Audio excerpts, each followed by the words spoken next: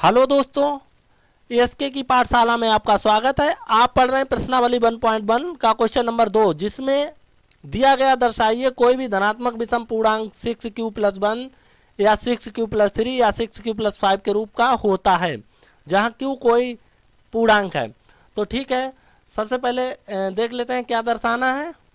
दर्शाना है a बराबर 6q+1 या 6q+3 या 6q+5, ये हमको दर्शाना है। माना ए कोई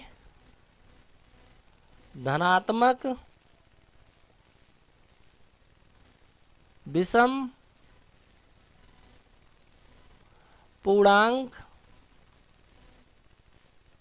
है, जहां b बराबर 6। आप देखेंगे यहाँ पे हर जगह 6 नज़र आ रहा होगा, तो इसे हम b मान लेते हैं। ठीक है, b बराबर 6।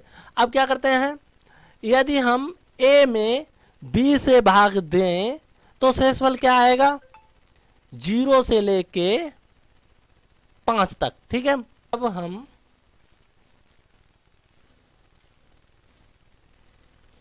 a को 6 से भाग देते हैं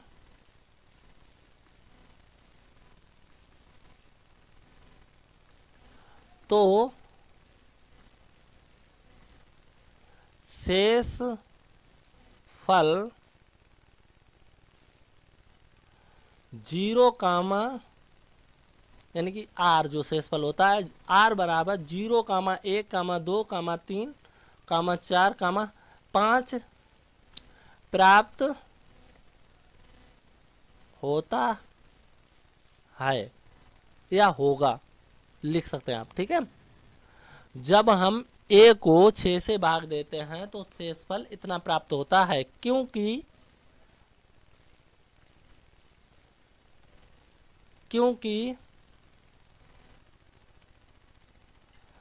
आपने पढ़ा होगा क्योंकि होता क्या है, r जो है 0 के या तो 0 से बड़ा होगा या 0 के बराबर होगा, मगर यहाँ 6 से भाग दे रहे हैं ना, तो 6 से छोटा होगा। ठीक है, तो r की वैल्यू 0 के बराबर या 0 से बड़ी होगी मगर 6 से छोटी होगी, तो फिर वो वैल्यू कौन सी होंगी r की, यही तो होंगी। ठीक है, अब इतना पता हो गया। अब एक बात आप लोगों को पता होगी, जब हम किसी विषम पूर्णांक में सम पूर्णांक से भाग देते हैं तो शेषफल सदैव विषम संख्या प्राप्त होती है। तो हम लिखेंगे,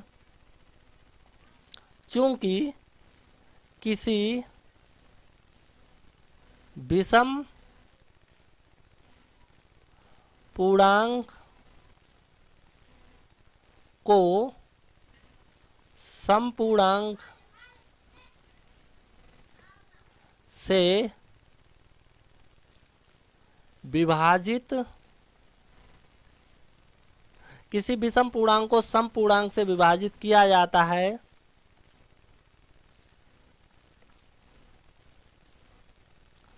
तो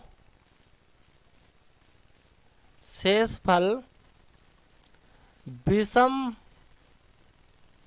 पूर्णांक प्राप्त होता है।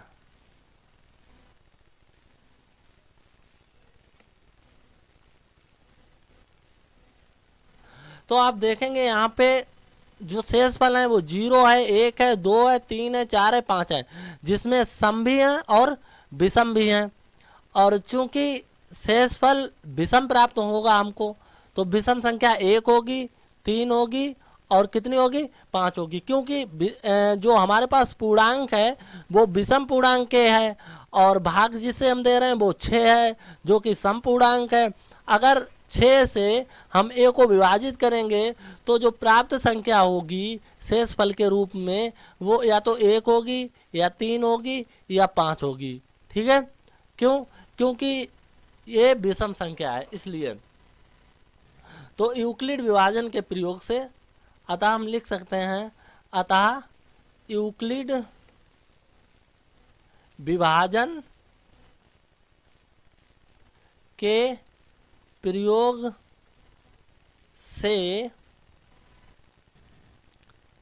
a बराबर प्राप्त हो जाएगा 6q+1 या 6q+3 या 6q+5, और यही दर्शाना था। ठीक है, इस तरीके से सवाल को किया जा सकता है।